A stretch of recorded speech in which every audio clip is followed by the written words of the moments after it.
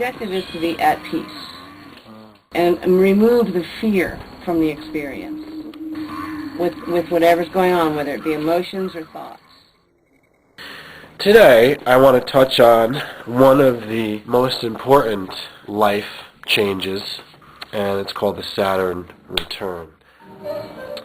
In traditional astrology, Saturn Return is considered a turning point.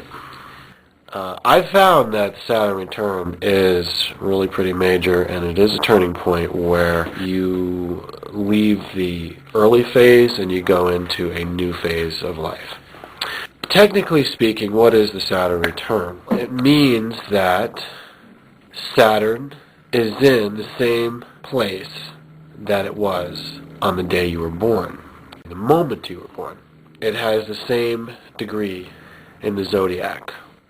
So it may not actually have the same place in the orbit of Saturn around the Sun, but from the Earth's perspective, it has the same zodiac behind it.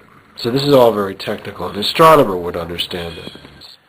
When Saturn returns back to the same place of its natal position in your natal chart, this is about 29 and a half years to 30 years, or a little bit more than 30 years. So it covers that range. Not everybody has it at the same exact point. Like, it doesn't happen on your 30th birthday. It can happen before, and it can happen afterwards. And the interesting thing is, it can happen to you 3 times if you get your Saturn return at the moment of the Saturn retrograde period. Aliens coming together and discovering.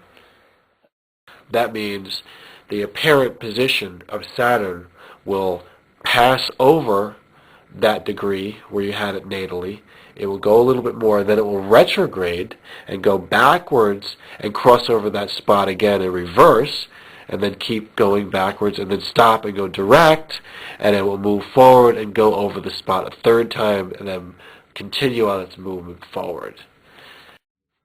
If that happens to somebody, they have the benefit of really knowing what it's like. And I must say that the year went very, very quickly. It was divine to see many people's lives change. What Saturn represents. What does Saturn actually do to us? Saturn is the planet of discipline. Saturn is the planet of hardship, suffering, punishment, reality, maturity. It is not a very childish planet or a playful planet. It is a very serious planet. It is related to the zodiac sign of Capricorn. So if you know anything about Capricorn, these are said to be people who as children feel like they're old. Feel like they are the most mature little child in the group, in the generation. But interestingly enough, they turn to the opposite when they actually become old people. They feel very much like a child. So their childhood doesn't come until later in life. Capricornian energy is symbolized in Saturn, or vice versa. I tend to look at it as the planet having more of the actual characteristics. I look at the zodiac signs as being like moods or colors, and not actually being the substance, the structure of what we're experiencing. So we have to rely on the planets to understand people and to understand what we're going through, our experiences.